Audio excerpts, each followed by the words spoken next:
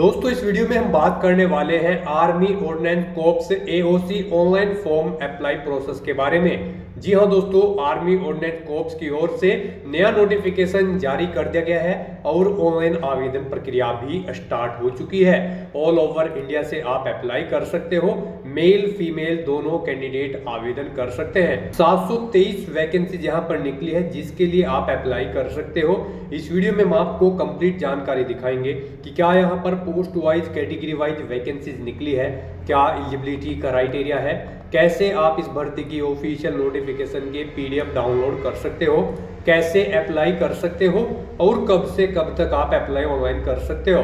Step by step पूरी जानकारी हिंदी में देखने के लिए बने रहिए हमारे साथ इस वीडियो में अंत तक। इस वीडियो को पूरा देखने पर ही आपके सभी सवाल और डाउट क्लियर होंगे। तो चलिए दोस्तों, बिना कोई वक्त कमाए शुरू करते हैं AOC recruitment online form apply process के बारे में पूरी जानकारी।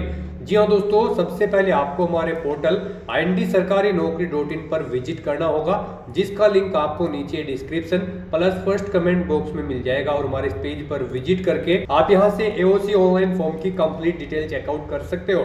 आर्मी ऑर्डिनेंस कोर्प्स एओसी सेना आयुध कोर के अंतर्गत भर्ती निकली है। पोस्ट है यहाँ पर tradesman mate, fireman, junior office assistant JOA, material assistant MA, teleoperator grade second MTS, multitasking staff, carpenter and joiner, painter and decorator, civil motor driver OG की टोटल यहाँ पर 723 वैकेंसी निकली है।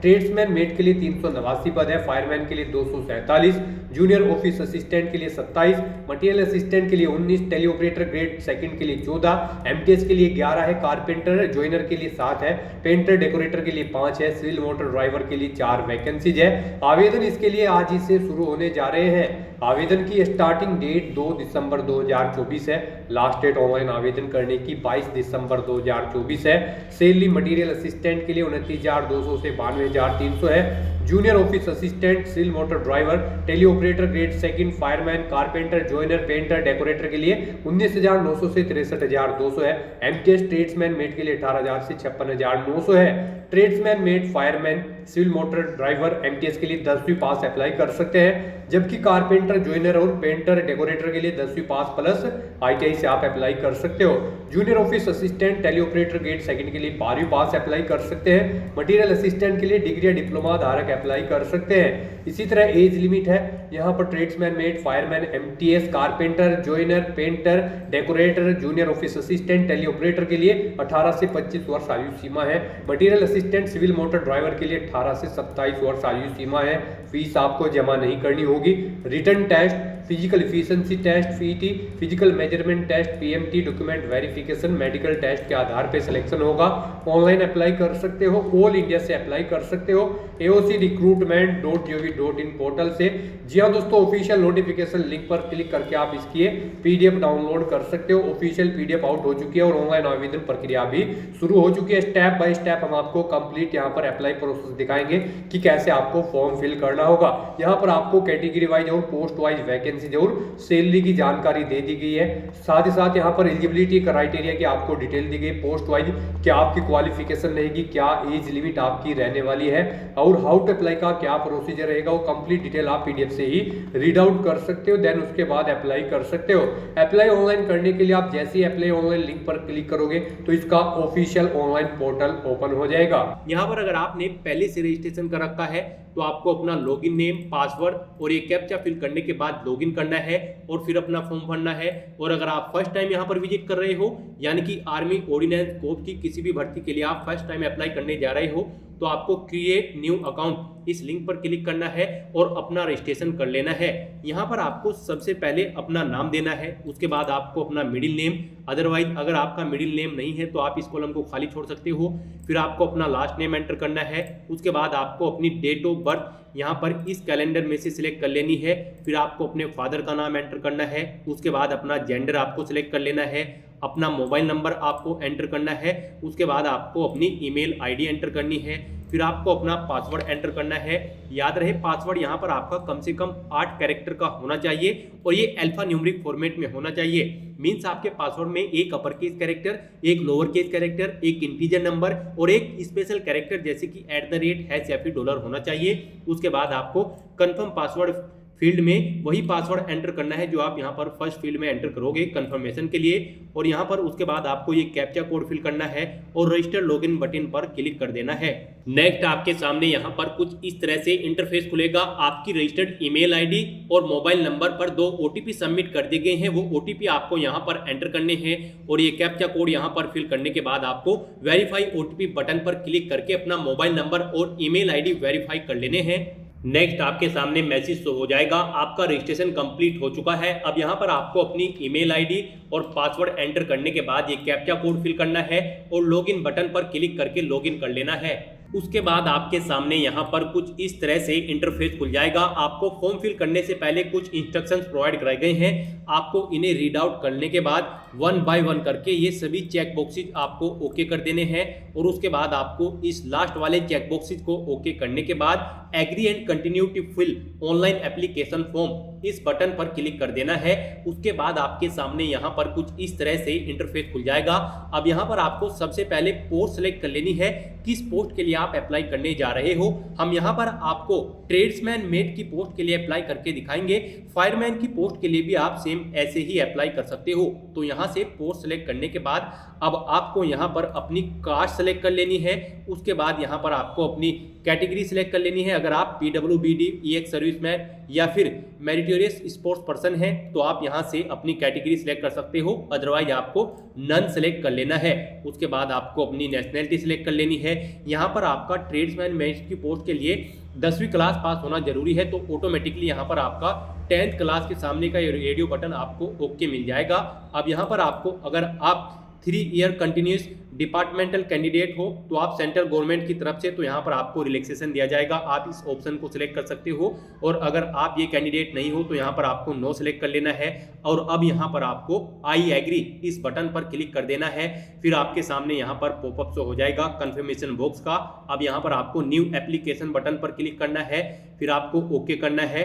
उसके बाद आपके सामने यहाँ पर आपका ये डैशबोर्ड ओपन हो जाएगा। यहाँ पर अब आपको सबसे पहले अपनी पर्सनल डिटेल फिल करनी है। सबसे पहले यहाँ पर आपको अपनी मदर का नेम एंटर कर देना है। उसके बाद आपको अपना रिलीजन यहाँ से सिलेक्ट कर लेना है।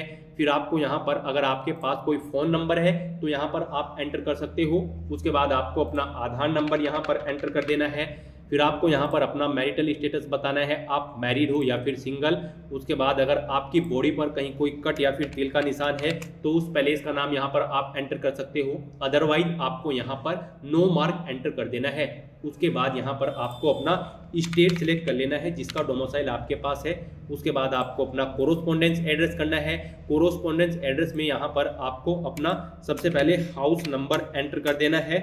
उसके बाद आपको अपना स्टेट सेलेक्ट कर लेना है। फिर यहाँ पर आपको अपना डिस्ट्रिक्ट सेलेक्ट कर लेना है और उसके बाद यहाँ पर आपको अपना पोस्ट ऑफिस का नाम एंटर कर देना है। फिर आपको अपना पिन कोड यहाँ पर एंटर करना है और यहाँ पर अपना कोरोस्पोंडेंस एड्रेस एंटर करने के बाद अब आपको यहाँ पर अपना परमानेंट एड्रेस एंटर करना है। और अगर आपका परमानेंट एड्रेस और कोरोस्पोंडेंस एड्रेस सेम है तो बस यहाँ पर आपको सेम एज कोरोस्पोंडेंस इस चेकबॉक्स को ओके करना है। ऑटोमेटिकली आपका परमानेंट एड्रेस आपके कोरोस्पोंडेंस एड्रेस के अकॉर्डिंग फिल हो जाएगा। उसके बाद यहाँ पर आपको आपकी कास्ट और कैटेगरी की डिटेल ऑटोमेटिकली फिल मिल जाएगी। अब यहाँ पर आपको सेव बटन पर क्लिक करना है और अपनी ये सभी डिटेल सेव कर देनी है। और यहाँ पर फिर उसके बाद आपको एजुकेशन एंड एडिशनल डिटेल्स इस टैब पर क्लिक कर देना है। उसके बाद आपके सामने यहाँ पर कुछ इस तरह से इंटरफेस खुल जाएगा। अब यहाँ पर आपको अपनी 10th क्लास की डिटेल को फिल कर देना है। सबसे पहले यहाँ पर आपको अपना 10th का रोल नंबर एंटर करना है।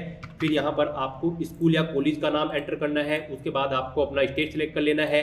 फिर बोर्ड या यूनिवर्सिटी का नाम आपको यहाँ से सिलेक्ट कर लेना है। उसके बाद आपको अपना पासिंग ईयर यहाँ से सिलेक्ट करना है। फिर टोटल मार्क्स कितने थे 10th क्लास में जिनमें से आपके मार्क्स आए थे वो यहाँ पर आपको एंटर करने हैं। और अगर आपका रिजल्ट ग्रेड या फिर CGPA में था तो यहाँ पर आपको इस चेकबॉक्स को ओके करना है, अदरवाइज आपको इसे ओके नहीं करना है। फिर कितने मार्क्स आपने ऑब्टेन किए थे वो मार्क्स आपको यहाँ पर एंटर कर देने हैं। ऑटोमेटिकली आपकी परसेंटेज यहाँ पर कैलकुलेट करके शो कर दी जाएगी। गाइज आप अपनी एजुकेशनल क्वालिफिकेशन की डिटेल ऑफिशियल नोटिफिकेशन में से भी चेकआउट कर सकते हो। यहाँ पर आपको आपकी एजुकेशनल क्वालिफिकेशन की पूरी डिटेल प्रोवाइड कराई गई है।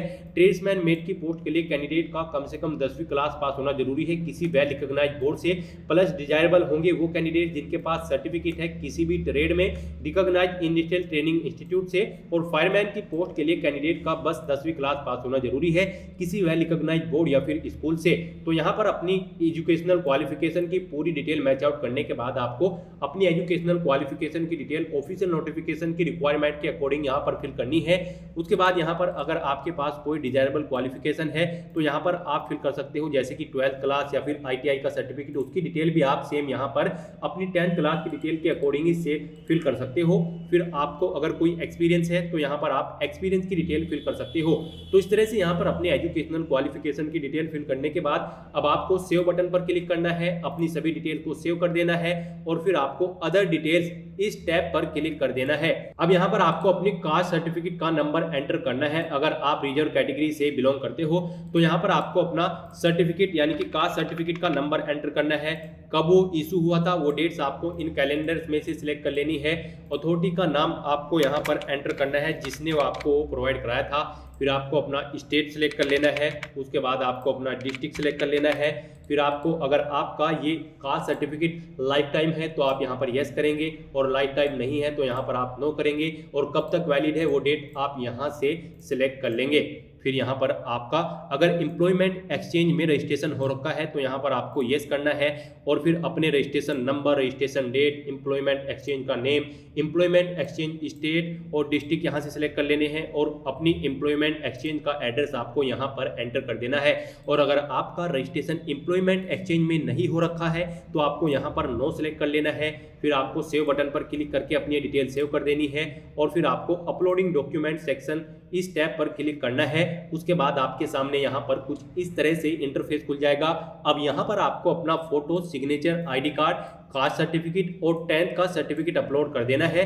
यहाँ पर आपका फोटो और सिग्नेचर 10 से 25 KB के बीच में होना चाहिए। आपका ID कार्ड, कास्ट सर्टिफिकेट और 10th का सर्टिफिकेट 30 से 50 KB के बीच में होना चाहिए।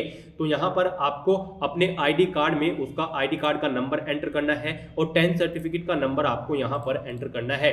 तो अब यहाँ पर आपको चूज फाइल बटन पर क्लिक करना है, फाइल को सिलेक्ट कर लेना है और उन्हें यहाँ पर 1 by 1 करके अपलोड कर देना है। उसके बाद आपको सेव बटन पर क्लिक करना है और अपने डॉक्यूमेंट सेव करके फिर आपको डिक्लेरेशन इस टैब पर क्लिक कर देना है। फिर आपके सामने यहाँ पर कुछ इस तरह से इंटरफेस खुल जाएगा। अब यहाँ पर आपको अपनी एग्जाम सिटी सिलेक्ट कर लेनी है। यहाँ पर आपको 5 चॉइसेस प्रोवाइड कराई गई है आपकी एग्जाम सिटी के लिए। तो यहाँ से आप 1 by 1 करके ये 5 सिटी सिलेक्ट कर सकते हो। उसके बाद यहाँ पर आपको प्रीफर्ड लोकेशन एम्प्लॉयमेंट, यहाँ पर आप जॉब करना चाहते हो यानी कि आप अपनी पोस्टिंग लेना चाहते हो, उसके लिए यहाँ पर आपको रीजन सिलेक्ट कर लेने हैं। 7 चॉइसेस यहाँ पर आपको प्रोवाइड कराई गई है। आप अपनी चॉइस के अकॉर्डिंग यहाँ पर 7 रीजन सिलेक्ट कर सकते हो। उसके बाद आपको डिक्लेरेशन सेक्शन में आना है, इन दोनों चेक बॉक्सेस को ओके कर देना है।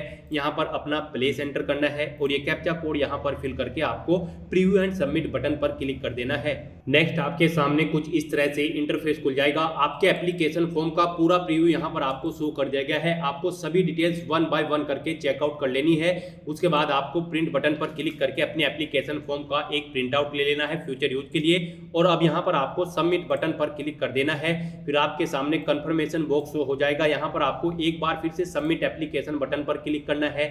फिर आपके सामने मैसेज शो होगा, आपका एप्लीकेशन फॉर्म सक्सेसफुली सबमिट हो चुका है। अब यहाँ पर आपको ओके करना है। उसके बाद आप अपने डैशबोर्ड पे जाकर चेकआउट कर सकते हो। आपका एप्लीकेशन फॉर्म का स्टेटस यहाँ पर सबमिटेड शो हो जाएगा। तो गाइस यहाँ पर आपका आर्मी ऑर्डिनेंस कोप ट्रेड्समैन मेट का फॉर्म सक्सेसफुली सबमिट हो चुका है। फायरमैन का फॉर्म भी आप कुछ ऐसे ही फिल कर सकते हो। आज की वीडियो में बस इतना ही। आई होप ये वीडियो आपको पसंद आई होगी। अगर पसंद आई हो तो इसे लाइक और शेयर करना मत भूलना। साथ ही साथ दोस्तों, अगर आपने अभी तक हमारा यूट्यूब चैनल सब्सक्राइब नहीं किया है तो इसे भी सब्सक्राइब कर लें। Thanks for watching.